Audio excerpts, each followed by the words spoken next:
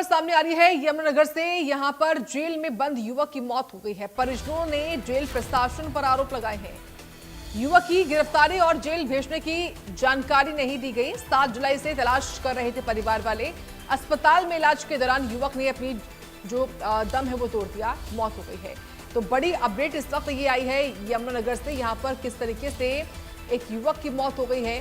7 जुलाई से ही परिवार वाले परेशान, माफ कीजिएगा, ढूंढ रहे थे परिजन, लेकिन कोई जानकारी पुलिस की ओर से नहीं दी गई कि इसको गिरफ्तार किया गया है।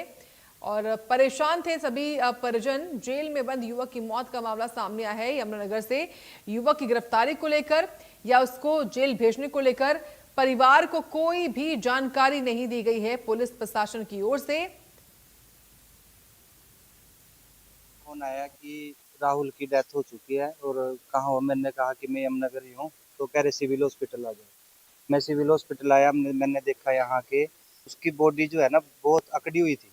उसके बाद हम वहाँ गए सिटी थाने में, तो उन्होंने कहा कि वहाँ पूरे मामले के भी क्या हुआ था, हमारे को कुछ तो बताओ। तो वो कह रहे कि उनका झगड़ा हुआ था, जो जेल है ना, जेल के पास एक प्रवीण नाम का कोई डब्बा है, उनके साथ उनका झगड़ा हुआ। तो झगड़े के बाद प्रवीण ने उनकी दरखास्त दी सिटी थाने में।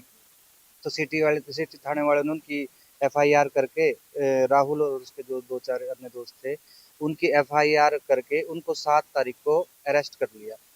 जब अरेस्ट करा तब भी किसी को, कोई घर वालों को कोई इन्फॉर्मेशन नहीं दी गई, पता ही नहीं लगा। तो मैंने पूछा भी क्यों नहीं, आपने घर वालों को क्यों नहीं दी? कह रहे घर वालों को दे सकते हैं, दोस्तों को दे सकते हैं, कि हमने दोस्तों को दे दी थी। मैंने कहा कि मैं अपने दोस्तों को भी दी, घर वालों को क्यों नहीं दी?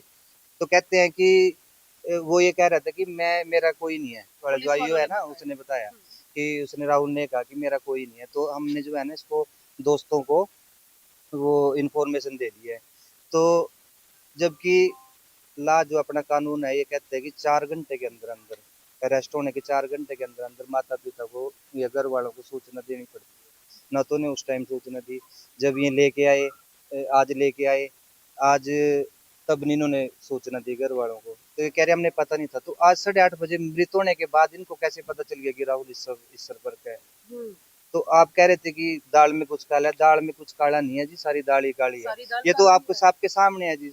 एक 26 साल का नौजवान लड़का, 2 दिन के अंदर अंदर उसकी डेथ कैसे हो सकती? मेडिकल में कोई बीमार नहीं था, कोई कुछ नहीं था। अगर बीमार होता, अगर मेडिकल में बीमारी आती तो अरेस्ट जेल में करने की बजाय इन्होंने हॉस्पिटल में, या वो कोई नशा कर रहा था, नशे का डॉक्टर था वो, तो अगर उसमें मेडिकल में नशा रहा था तो उन्होंने नशा मुक्ति केंद्र में डालना चाहिए था।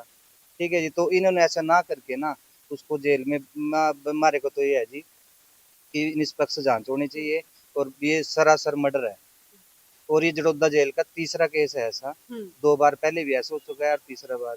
फोन आया पुलिस चौकी कलानौर से भी ऐसे कर राहुल की डेथ हो। तो हम यहाँ पे आए, उन्होंने कहा भी आप सिविल में जाओ। तो यहाँ पे आए का पता लगा भी ये 7 तारीख को, मतलब इन्होंने 19 तारीख को कोई लड़ाई झगड़ा हुआ होगा, तो 7 तारीख को इन्होंने अरेस्ट किया उसको। तो जब इन्होंने अरेस्ट किया तब भी हमारे को कोई पता नहीं है, या वो बीमार था क्या था, कुछ नहीं पता मैडम हमें। बस सीधा ये फोन गया भी अपना उसकी डेथ होगी। हाँ, मैं ड्राइवरी कर रहा था जी पकवाड़ी के पास। कुछ भी मालूम नहीं था, हमने नहीं पता रेस्ट है हमारा बच्चा, हमारे को पता नहीं होता कौन आदमी है जिसके माँ बाप को पता नहीं होता।